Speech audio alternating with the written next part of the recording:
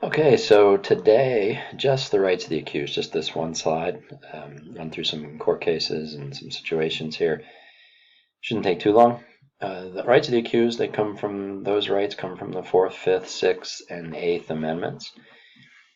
Gideon v. Wainwright is one of the most famous cases of all time of the rights of the accused, and that guarantees someone the right to a lawyer. And while that's stated in the Constitution, before that it was unclear as to whether or not you got a lawyer if you couldn't afford it. And if you couldn't afford it, most people were just out of luck.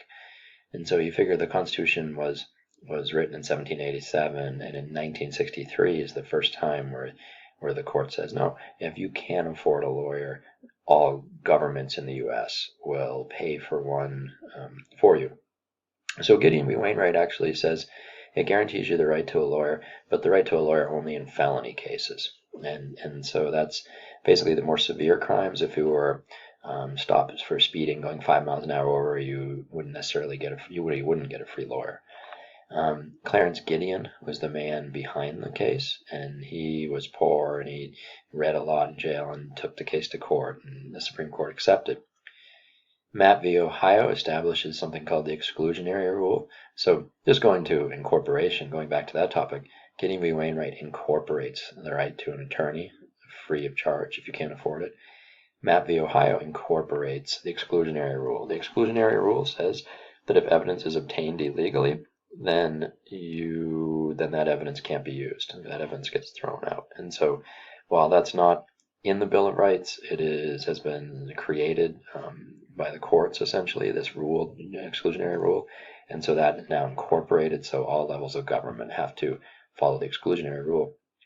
Before I get to when police can search, just down to a couple of these cases, Miranda v. Arizona is the case that's going to basically say that you have the right to be read your rights, and it's going to incorporate the Miranda warnings. Again, the Miranda warnings were not in they're not in the Bill of Rights, but that has been another thing sort of created by the courts and is now incorporated. So all levels of government have to read you your rights, and so that's the right to know your rights. Argerzinger v. Hamlin is going to extend Gideon v. Wainwright. Argerzinger v. Hamlin is going to say that you have the right to a free lawyer, not just in felony cases, but any time when, if you're found guilty, you go to jail. If you can't afford a lawyer, then you can get a government-appointed lawyer for free. And so that could be a simple assault. It could be some sort of theft. It could be something that maybe isn't the level of a felony, but you might go to jail. You might lose your liberties. So we will give you a free lawyer. Furman v. Georgia and Gregg v. Georgia are both death penalty cases. In 1972, Furman halts the death penalty, and then in Gregg v. Georgia in 1976, they're going to allow the death penalty. What they realized in 1972 is that a lot of people, especially African Americans, were getting the death penalty. It was really on an inconsistent basis. Basically, it was very sort of random and dependent on, in a lot of cases, racist juries. They were just saying, yeah, that person gets a death penalty, and maybe he did some severe crime but didn't murder somebody, and he gets the death penalty. And a white person would not get the death penalty, and they were found guilty of murdering 5 people. And it was seen as very inconsistent. So the court said the death penalty is frozen everywhere until all of the states that have it go through and they adjust their laws to make it so there was very little flexibility, where if you commit this crime, here's what you can get for a punishment. You couldn't just leave it up to potentially racist judges or juries.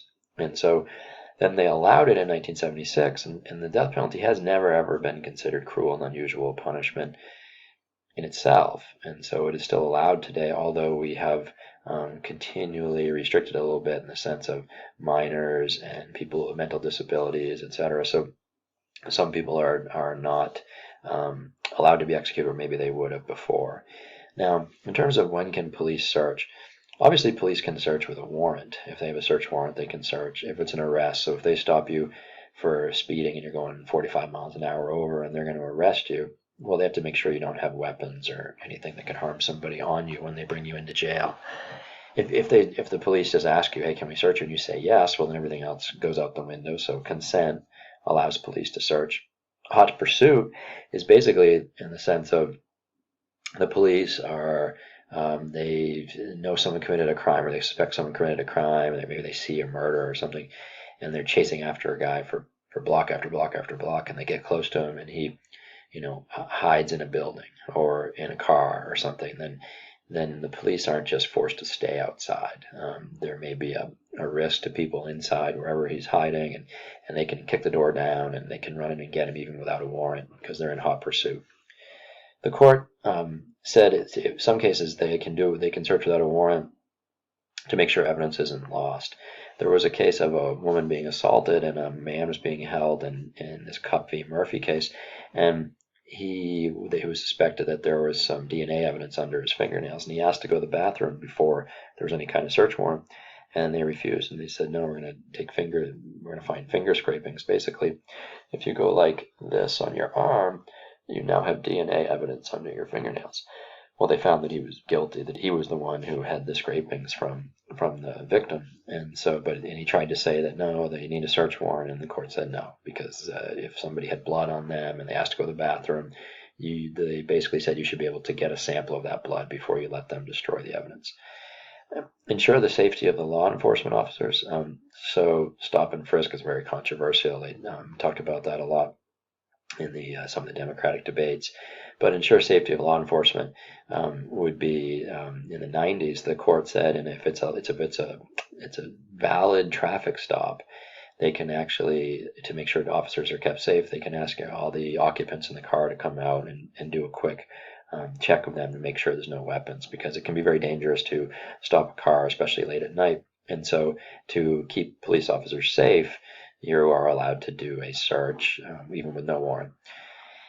Number 7 and 9, the plain view doctrine and places that have low levels of protection. It's very similar, but basically, if marijuana is illegal in your state and you're growing marijuana in your front yard, and you have no fence or anything, and someone walks by and sees it, well, it's plain view, and there's not much level of protection there, and so too bad they don't need a warrant. If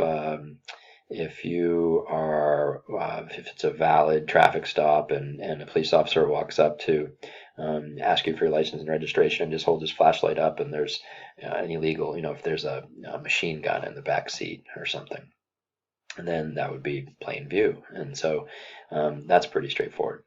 The number 8 is one that's fairly controversial. It's called the good faith exception.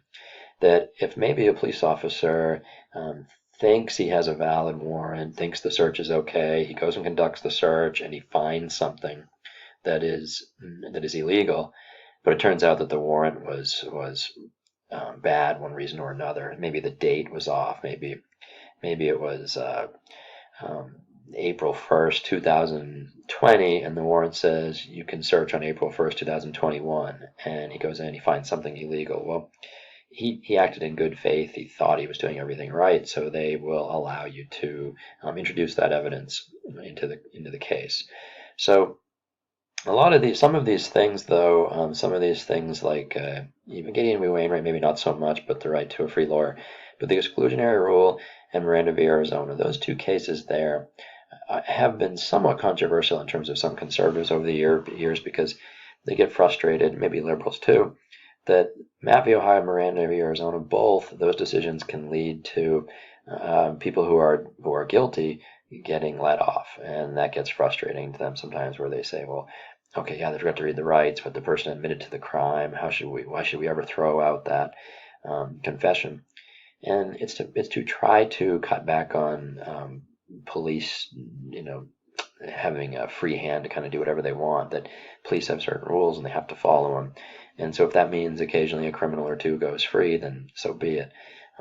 Both of those decisions are to also just kind of make it so the police know how serious it is that they follow the rules that have been set by the court.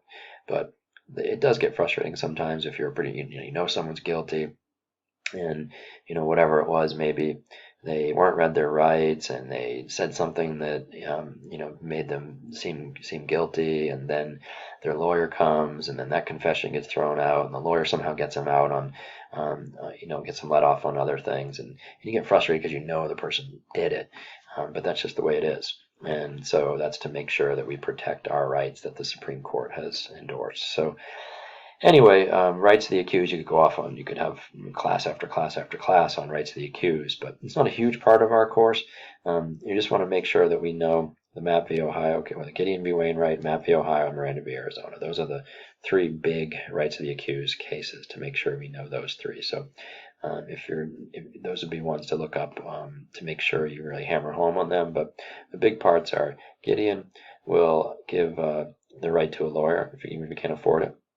Mapp v. Ohio incorporates the exclusionary rule that evidence can't be used if it's obtained illegally, and Miranda v. Arizona that we have the right to be read our rights. Thank you very much.